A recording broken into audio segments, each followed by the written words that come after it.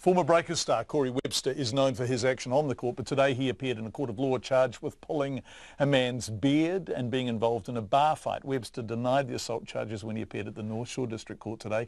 Another more serious charge of injuring with intent was dismissed after the police failed to find the witness. Our court reporter Edward Gay filed this report. Michael Tilton was running the open mic night at Takapuna Bar on Auckland's North Shore. He'd also grown a beard and was offering to shave it off to raise money for Starship Hospital. Mr Tilton said when he approached Corey Webster and his friends at a table outside, Webster tugged on his beard. After I got pulled on if some word was pretty close, was I can't expect to have a beard like that and not have a white beard like that and not get it pulled on. And who said that? I believe it was Corey said that, and one of his friends also made a comment around the same kind of remarks, which is, it's a white beard, we're going to pull it. Mr Tilton said his beard was pulled up to 5 times and Webster's friend also joined in.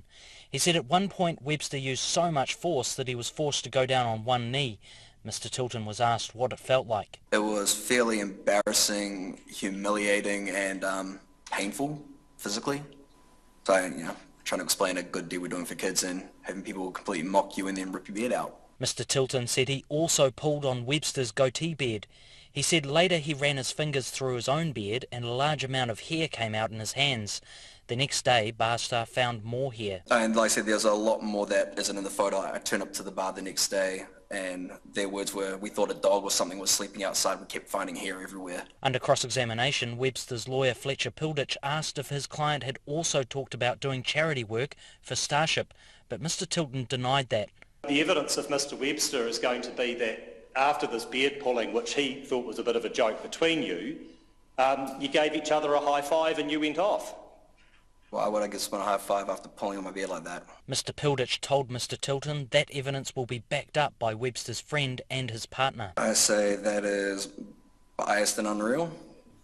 Well, rather than commenting on her as a witness, Mr Tilton, you can just say whether you agree with it or not. I completely disagree. The court also heard from Jung Min Nam Kung, who'd been out with a friend when he noticed a brawl outside Takapuna Bar. He said 4 men were fighting, one man knocked another out and began stomping on his head.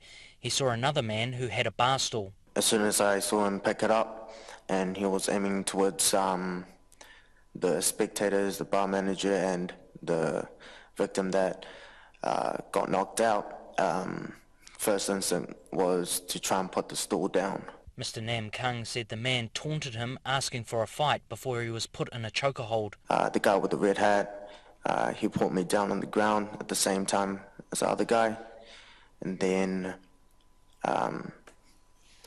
it just happened fast, so wasn't sure what was going on at all. He said he was struck in the face and the ribs. The police say Webster was the man who struck Mr Nam Kung. Under cross-examination from Mr Pilditch, he confirmed he was guessing about what happened. But what are the chances of getting that kind of pain from anything else? Especially once you've been put onto the ground and someone taunting you, wanting to fight. I'm sure everyone else can kind of guess, Webster left the Breakers and signed with the Perth Wildcats earlier this year.